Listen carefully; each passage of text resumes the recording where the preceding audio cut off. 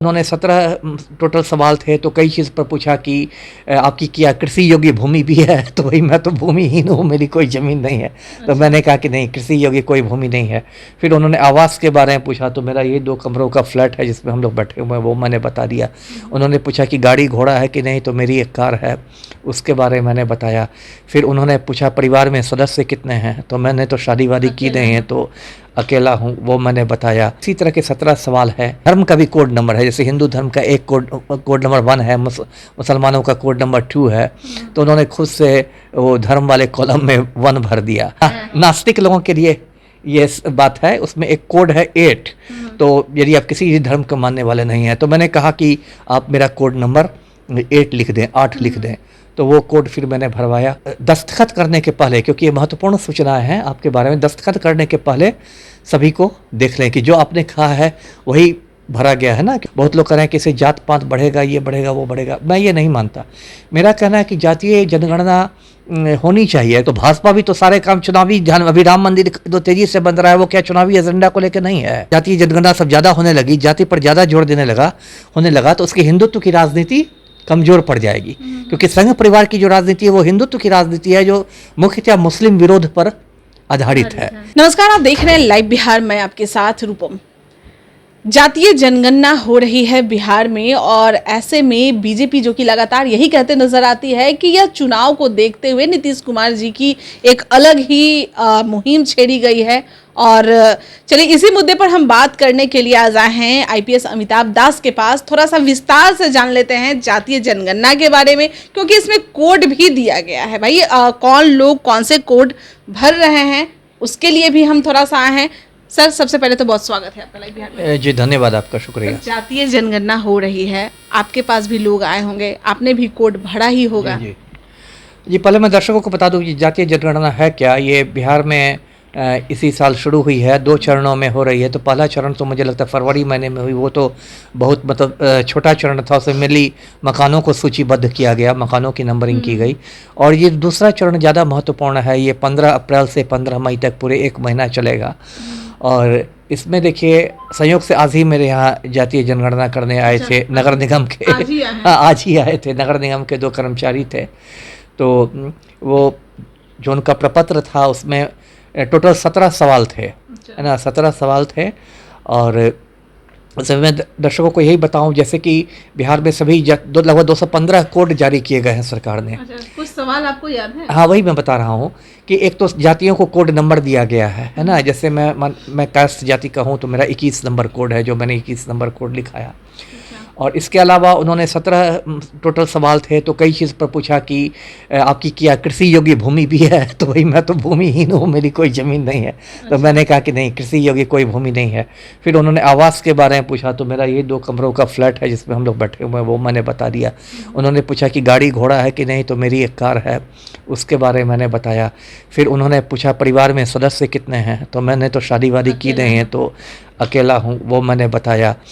और फिर उन्होंने पूछा कि आपकी मतलब महीने की आय कितनी है, और फिर आपकी शैक्षणिक योग्यता क्या है, क्या करते, इसी तरह के 17 सवाल है। उसमें दिलचस्प बात ये एक हुई कि जब मैंने अपनी जाति कास्ट बताई, तो उन्होंने खुद से धर्म का भी कोड नंबर है, जैसे हिंदू धर्म का एक कोड नंबर 1 है, मुसलमानों का कोड नंबर 2 है। तो उन्होंने खुद से वो धर्म वाले कॉलम में 1 भर दिया। तो मैंने कहा कि नहीं भाई, मैं तो घोर नास्तिक आदमी हूँ, मैं तो कोई धर्म नहीं मानता हूँ। तो उसमें एक दर्शकों को मैं बता दूँ कि उसमें एक ऑप्शन है 8। यदि आप किसी भी धर्म में नहीं हो, मुझे लगता है नास्तिकों के लिए ऑप्शन दिया गया है। नास्तिक लोगों के लिए ये बात है, उसमें एक कोड है 8। तो यदि आप किसी भी धर्म को मानने वाले नहीं हैं, तो मैंने कहा कि आप मेरा कोड नंबर 8 लिख दें, 8 लिख दें। तो वो कोड फिर मैंने भरवाया। और एक आधार नंबर का भी एक कॉलम होता है, लेकिन वो स्वैच्छिक है, ऑप्शनल है। मतलब आपकी मर्जी हो तो आधार नंबर दीजिए, मर्जी नहीं हो तो नहीं दीजिए। तो मैंने तो अपना आधार नंबर दे दिया, मुझे कोई छुपाने की बात नहीं हुई है। तो और फिर एक बात मैं दर्शकों को कहूँगा कि 17 सवालों का जवाब दे, कोऑपरेट कीजिए, सहयोग कीजिए। और दस्तखत करने के पहले, क्योंकि ये महत्वपूर्ण सूचनाएं हैं आपके बारे में, दस्तखत करने के पहले सभी को देख लें कि जो आपने कहा है वही भरा गया है ना। क्योंकि मानवीय भूल हो सकती है, हो सकता है जो भी कर्मचारी हो, आपने कुछ कहा, सुनने में उसको धोखा हो गया तो गलत भी भरा सकता है। इसे दस्तखत करने के पहले सब चेक कर ले। अब मैं जातीय जनगणना के बारे में बताना चाहूँगा कि बहुत लोग इसकी आलोचना कर रहे हैं, सोशल मीडिया पर भी आ रहा है, बहुत लोग कह रहे हैं कि इससे जात पात बढ़ेगा, ये बढ़ेगा, वो बढ़ेगा। मैं ये नहीं मानता। मेरा कहना है कि जातीय जनगणना होनी चाहिए, खासकर उस देश में जिस देश में सरकार की बहुत सारी जो नीतियां हैं वो जाति के आधार पर बनाई जाती है। जैसे सबसे महत्वपूर्ण नीति है आरक्षण नीति, रिजर्वेशन की पॉलिसी, वो जातीय आधार पर बनती है। तो सरकार के पास आंकड़े तो रहने चाहिए सही, तब ना नीति जो बनेगी वो सटीक बनेगी, उसके अनुसार बनेगी। ऐसा हो सकता है कि कोई जाति हो उसको सरकार अब तक अगड़ी जाति मानती रही हो, लेकिन जब जातीय जनगणना के आंकड़े आएंगे तो पता चलेगा कि वो तो सभी मापदंडों पर पिछड़ी हुई जाती है। शैक्षणिक मापदंड हो, मतलब और भी कोई मापदंड हो, उनका आर्थिक मापदंड हो, सभी पर वो पिछड़ी हुई जाती है। तो हो सकता है सरकार उसको पिछड़ी जातियों में शामिल कर दे। इसी तरह हो सकता है किसी जाति को सरकार पिछड़ी जाति आज तक मानती आई हो, लेकिन जब जाति जनगणना के आंकड़े आए तो पता चले कि ये तो सभी मापदंडों पर बहुत तरक्की कर चुकी है, शैक्षणिक रूप से तरक्की कर चुकी है, आर्थिक रूप से तरक्की कर चुकी है, तो फिर हो सकता है उसको पिछड़ी जाति की सूची से बाहर कर दिया जाए। और आखिरी बार जो देशव्यापी जातीय जनगणना हुई थी वो 1931 में हुई थी, अंग्रेजों के ज़माने में, लगभग 100 बरस पहले। उसके बाद जातीय जनगणना हुई नहीं। 2011 में यूपीए की सरकार ने जातीय जनगणना कराई थी, लेकिन उसके जो आंकड़े थे वो सार्वजनिक नहीं किए गए, तो फिर उसका कोई मतलब नहीं रह गया। तो इसलिए जातीय जनगणना जो हो रही है इसको मैं गलत नहीं मानता। मेरी दर्शकों से यही अपील है कि बस वो लोग उसको मतलब कोई छुपाए उपाय नहीं, गलत सलत जानकारी नहीं दे और सही जानकारी दे। जितनी ज़्यादा सही जानकारी आएगी सरकार को अपनी नीतियाँ बनाने में उतनी ही ज़्यादा सहूलियत होगी। जी, बहुत सारे ऐसे भी लोग हैं जो लव मैरिज किए हैं, भाई पत्नी अलग ये धर्म की है और लड़का अलग धर्म का है, बच्चा के लिए छोड़ चुका है कि भाई अब बड़ा होंगे तो आप अपना धर्म ये कीजिएगा, तो अभी वो कोड कौन सा कोड है? नहीं, अभी देखिए तो नाबालिग और बालिग वाली बात है ना। मान लीजिए 6 महीने का बच्चा है तो उसको क्या धर्म के बारे में मालूम है? जो स्कूल में पढ़ रहा है। हाँ, तो नाबालिग यदि होगा तब तो फिर माँ बाप उसको ये देंगे कि हिंदू है। मान लीजिए किसी हिंदू ने मुस्लिम से शादी कर ली, जैसे तो अगर पत्नी हस्बैंड का धर्म नहीं ये किया है, वो अपने धर्म मान रहा है, पति अपना धर्म मान रहा है, हाँ। दोनों का अलग अलग कोड है, तो वो वैसे में बच्चे को कौन सा कोड दिया जाए?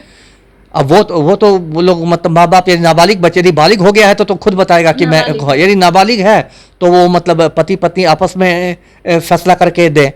और यदि फैसला नहीं हो पाए तो मैंने कहा कि 8 नंबर का कोड है जो किसी धर्म को नहीं मानने वाले हैं। मान लीजिए एक बात मैं कहूँ कि हिंदू मुस्लिम पति पत्नी है, एक ने कहा कि नहीं हिंदू होना चाहिए, दूसरे ने मुस्लिम है और नहीं निपटा जा सके तो 8 नंबर का कोड दे दीजिए। जब वो बच्चा बालिग होगा तब वो खुद फैसला करेगा कि वो कौन धर्म मानने वाला है। अच्छा सर, जातीय जनगणना जो हो रही है, विपक्ष वाले बहुत सवाल भी करते थे, घेरे में भी लेते थे, लोगों के पास बहुत ही अलग ही संदेश एक तरह से जा रहा था, लोग डर रहे थे, यानी कि तो उन लोगों के पास क्या संदेश जाना चाहिए, कितना कारगर है उन लोगों के लिए? नहीं, कारगर है ना। देखिए आम आदमी के बारे में सरकार के पास जितने आंकड़े रहेंगे, सोचिए 1931 में लास्ट जनगणना हुई थी, और वाले क्यों घेरते हैं? पहली बात तो यह है कि विपक्ष का धर्म ही है घेरना, है ना। एजेंडा अपनाया जा रहा है। देखिए एजेंडा तो क्या, आज भाजपा वाले विपक्ष में है तो घेर रहे हैं सरकार को, तो भाजपा भी तो सारे काम चुनावी ध्यान, अभी राम मंदिर जो तेजी से बन रहा है वो क्या चुनावी एजेंडा को लेकर नहीं है? तो ये तो कोई बात नहीं हुई ना। खुद ये मेरा कहना कि ऐसा नहीं कि भाजपा जाति की राजनीति नहीं करती है, ऐसी बात नहीं कि भाजपा में जाति आधार पर टिकट नहीं बांटे जाते हैं, तो ये तो खैर कहने की बात हुई। और देखिए भाजपा का एक ये भी आप समझिए, उनके विरोध की एक ये भी वजह है कि जो संघ परिवार है, आरएसएस वगैरह, वो हिंदुत्व की राजनीति करता है ना। और उसको लगता है कि यदि ज़्यादा उसमें मतलब जाति पाति वाली जातीय जनगणना सब ज़्यादा होने लगी, जाति पर ज़्यादा जोर होने लगा तो उसकी हिंदुत्व की राजनीति कमजोर पड़ जाएगी। क्योंकि संघ परिवार की जो राजनीति है वो हिंदुत्व की राजनीति है, जो मुख्यतः मुस्लिम विरोध पर आधारित है ना। हिंदुत्व की राजनीति है लेकिन वो कोई सद्भाव वाला हिंदुत्व नहीं है, वो नफरत वाला हिंदुत्व है, जो मेनली मुसलमानों के विरोध में, ईसाइयों के विरोध वाला हिंदुत्व है। तो इन लोग को ये आशंका रहती है कि यदि हिंदू धर्म के अंदर एक जात पात, ऊंच नीच, छुआछूत सब की पोल खुलने लगे तो इनके हिंदुत्व की राजनीति कमजोर हो जाएगी। इसलिए भी संघ परिवार वाले, बीजेपी आरएसएस वाले जातीय जनगणना का विरोध करते हैं। बहुत बहुत धन्यवाद। लाइव बिहार यूट्यूब पर सब्सक्राइब और फेसबुक पर लाइक जरूर करें।